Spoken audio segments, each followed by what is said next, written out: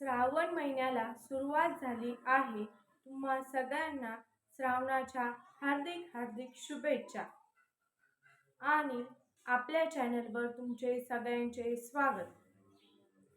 श्रावण महिन्यात सुरुवातीला सण येतो तो म्हणजे नागपंचमी. श्रावणातील शुक्ल पक्षातील पंचमीला नागपंचमी आपण साजरी करतो आणि यंदा नागपंचमी आलेली आहे 29 जुलैला, म्हणजेच मंगळवारी. चला तर आपण नागपंचमी कशी साजरी केली जाते त्याबद्दल सविस्तर माहिती. गावात प्रत्येक प्रांतात सण साजरे करताना छोटे मोठे बदल आपल्याला दिसून येतात. काही ठिकाणी नागपंचमीच्या दिवशी वारुळाची पूजा केली जाते, तर काही ठिकाणी आपल्या घरी पूजेची मांडणी करून पूजा केली जाते. आजही आपल्या गावात नागपंचमी साजरी करताना वेगवेगळ्या प्रथा दिसून येतात. गावाकडे आजही आपल्याला वारुळाची पूजा करण्याची प्रथा दिसून येते. वारुळाला दूध दही अर्पण केले जाते. तर काही ठिकाणी नागदेवतेलाच गावात म्हणजेच मंदिरात आणले जाते आणि त्याला तिथे दूध पाजले जाते, लाह्या अर्पण केल्या जातात आणि त्याचे दर्शन घेतले जाते, तसेच त्याची पूजाही केली जाते. शहराचे जीवन हे धावपळीचे जीवन आहे आणि शहरात आपल्याला ह्या गोष्टी दिसून येत नाही. आणि जरी आपण ठरवले की आपल्याला वारुळाची पूजा करायची, तरी वारुळ बऱ्याच वेळा अडचणीच्या ठिकाणी असते. अडगळीच्या ठिकाणी आपल्याला वारुळ बघायला मिळते. तेथे जाऊन पूजा करणे आपल्याला शक्य नसते. म्हणून आपण आपल्या घरी पूजेची मांडणी करून पूजा करू शकतो. म्हणूनच आपल्या सोयीनुसार आपण आपल्या घरी नागदेवतेची पूजा करावी. त्यासाठी नागदेवतेचे आणि नागिनीचे आणि 2 पिल्ले काढून त्यांची पूजा करावी. आपण जर नागपंचमीला नागदेवतेची पूजा केली तर आपल्या पत्रिकेतील दोष दूर होतात. म्हणजेच आपल्या पत्रिकेत जर काय सर्प दोष असेल तर तो दूर होण्यास आपल्याला मदत होते. म्हणून नागपंचमीच्या दिवशी आवर्जून नागदेवतेची पूजा करावी. चला तर आपण पाहूया नागदेवतेची मांडणी कशी करायची आहे ते. सर्वप्रथम आपण चौरंगावरती एक स्वच्छ कापड अंथरून घ्यायचे आहे. त्यावर तांदूळाने नागदेवतेचे व नागिन आणि त्यांची 2 पिल्ले असे चित्र काढायचे आहे. तसेच त्यांना हळदी कुंकू वाहून घ्यायचे आहे आणि धूप दीप लावायचे आहे. नाग नरसोबाचा हा फोटो आपण जरा जिवंतिकेच्या पूजेसाठी लावलेला आहे. म्हणजेच श्रावणातील पहिल्या शुक्रवारी आपण त्याची मांडणी केलेली आहे आणि तो फोटो आपल्याला पोळ्यापर्यंत तसाच ठेवायचा आहे. तसेच नागदेवतेला आपल्याला दूध, फुटाणे, लाह्या यांचा नैवेद्य दाखवायचा आहे. तसेच नाग नरसोबाच्या ह्या फोटोला दुर्वा आणि आघाड्याची माळ आपल्याला घालायची आहे. नागपंचमीच्या दिवशी गावोगावी अनेक नियम पाळले जातात, तर शहरात आपल्याला हे नियम पाळताना दिसत नाही.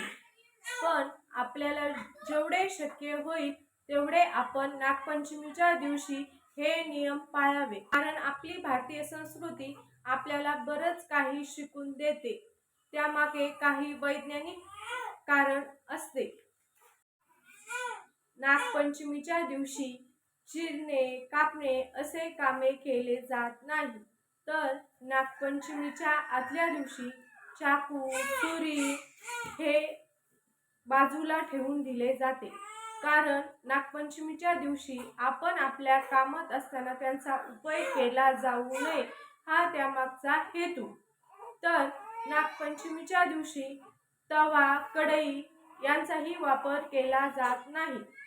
काही गावात तळले जात नाही, तर काही गावात भात शिजवला जात नाही. काहींच्या मते ही सगळी अंधश्रद्धा आहे, तर काहींची यावर श्रद्धा आहे. असो, हा ज्याच्या त्याच्या श्रद्धेचा विषय झालेला आहे. साप हा शेतकऱ्याचा मित्र आहे. तो अनेक प्रकारे शेतकऱ्याची मदत करत असतो. तो शेतातील मुंगूस, बेंडूक, उंदीर हे प्राणी खातो. त्यापासून शेतकऱ्याच्या पिकाचे बचाव होतो. म्हणून साप हा शेतकऱ्याचा मित्र आहे. आपण अचानक साप पाहिला तर आपल्याला धडकी भरते, पण तो आपल्या पिकाचे रक्षण करत असतो. त्यासाठी त्याची कृतज्ञता व्यक्त करण्यासाठी नागपंचमी हा सण साजरा केला जातो.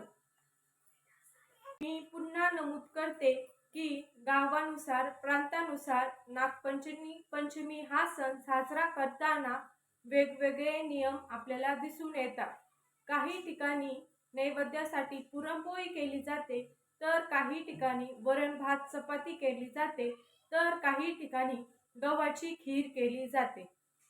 बऱ्याच गावामध्ये त्या दिवशी तवा, कढई वापरली जात नाही, तर काही ठिकाणी 12 वाजल्यानंतर आपण तवा आणि कढईचा वापर करू शकतो. पण त्या अगोदर आपण नागदेवतेची पूजा केलेली असावी. आजकाल हे सगळे नियम तंतोतंत पाळणे आपल्याला शक्य नाही, पण आपल्याला जेवढे शक्य होतील तेवढे आपण नियम पाळावे. कारण वर्षातून हा एकच दिवस असा असतो की ज्या दिवशी आपल्याला नागदेवतेबद्दल कृतज्ञता व्यक्त करायची असते. आणि आपण जर हे सगळे नियम पाळले तर आपल्याला जाणवणारे काय सर्पदोष दूर होतील. नागदेवतेच्या पूजेच्या मांडणीसाठी वापरले गेलेले तांदूळ हे आपल्या धान्यात टाकू नये. ते तांदूळ पक्ष्यांना खाऊ घालावे व नैवेद्यासाठी वापरलेले दूध, लाह्या आपण ग्रहण करू शकतो. तसेच नागदेवतेचा फोटो म्हणजेच नागनरसोबाचा फोटो आपल्याला लगेच काढायचा नाहीये. तो नागनरसोबाचा फोटो पोळ्याच्या दिवशी काढला जातो. तो फोटो काढण्याची कोणीही घाई करू नये. तसेच नागपंचमी हा सण सुहासनीचा सण आहे. या दिवशी नवविवाहित सुहासनी आपल्या माहेरी येतात, जुन्या मैत्रिणींना भेटतात. तसेच नागपंचमीच्या दिवशी आपल्या गावाकडे झोका बांधण्याची प्रथा आहे.